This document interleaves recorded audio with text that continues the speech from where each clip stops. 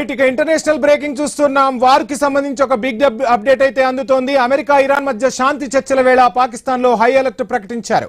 రేపు ఇస్లామాబాద్ లో ఈ చర్చలు కొనసాగనున్నాయి. ప్రభుత్వ భవనాలు, కీలక మార్గాల వద్ద భారీగా భద్రతా బలగాలను మోహరించిన పరిస్థితి.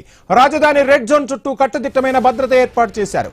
ఇక ఇస్లామాబాద్ లోని దేశ పార్లమెంట్, కీలక ప్రభుత్వ కార్యాలయాలు, హోటళ్లు, ఎంబసీలు, విదేశీ సంస్థల కార్యాలయాలున్న ప్రాంతాన్ని రెడ్ జోన్ గా పిలుస్తారు. చర్చల నేపథ్యంలో ఇస్లామాబాద్ లో 2 రోజులు సెలవు ప్రకటించారు.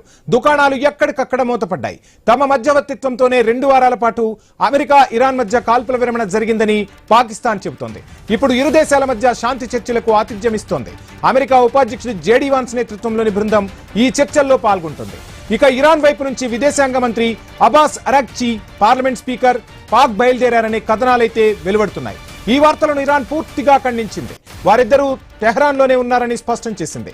హార్ముజ్ పై నియంత్రణ, తమ దేశంపై ఉన్న ఆంక్షల ఎత్తివేత, లెబనాన్ పై దాడుల నిలిపివేత, ఇలాంటి అంశాలపై ఇరాన్ ఖచ్చితంగా పట్టుపట్టే అవకాశం స్పష్టంగా కనిపిస్తోంది.